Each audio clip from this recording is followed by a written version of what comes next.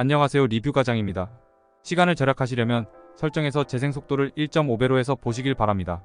이번에는 노트북 몇 가지 제품을 소개해 드리려고 합니다. 나는 컴퓨터에 대해서 잘 안다 하는 분들은 이 영상을 보지 않으셔도 됩니다.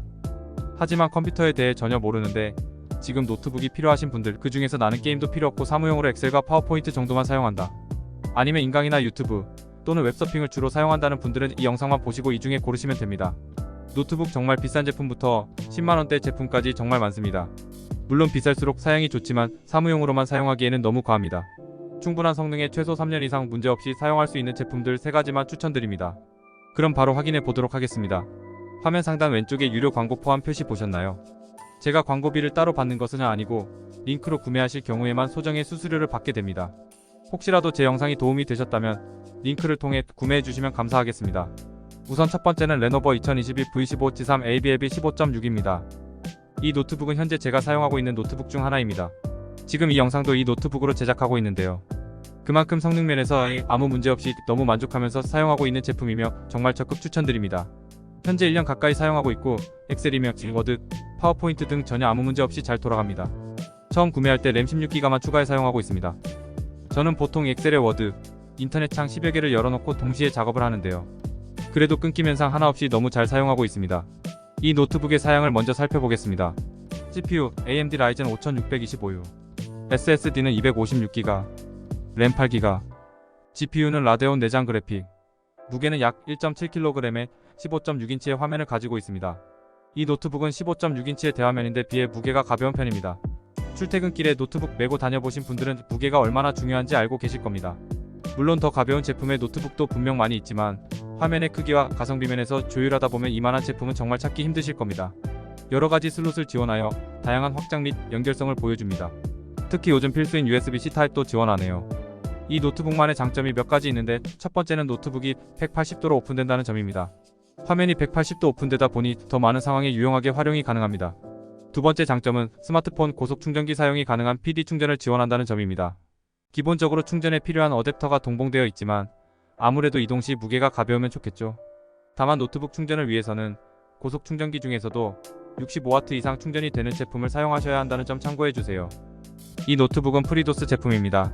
이 제품은 800개가 넘는 후기가 있고 별점은 5개입니다. 두 번째는 ASUS 비보북 G15입니다. 이 노트북은 첫 번째로 소개해드린 제품보다 가격은 약간 더 나가지만 사양은 조금 더 좋은 제품입니다. 먼저 이 노트북의 사양을 먼저 살펴보겠습니다. CPU AMD Ryzen 7526, SSD는 256기가, 램 16기가, GPU는 라데온 내장 그래픽, 무게는 약 1.63kg에 15.6인치의 화면을 가지고 있습니다.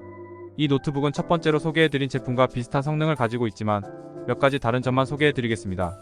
일단 CPU가 다르긴 하지만 체감상 그렇게 크지 않습니다. 이 노트북은 램이 기본 16기가로 따로 램을 추가할 필요가 없습니다. 물론 8기가도 충분하지만 여러가지 작업을 동시에 수행하려면 램이 많을수록 좋은 것은 사실입니다.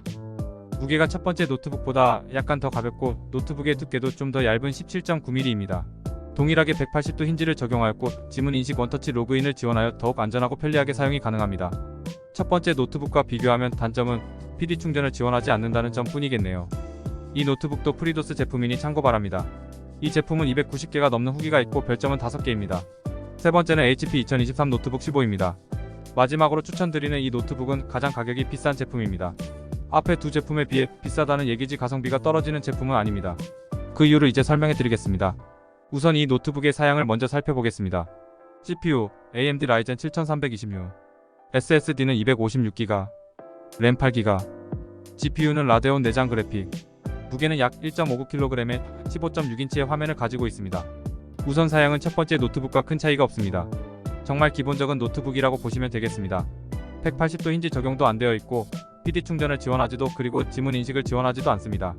대신 새 노트북 중 가장 가벼운 무게를 가지고 있습니다.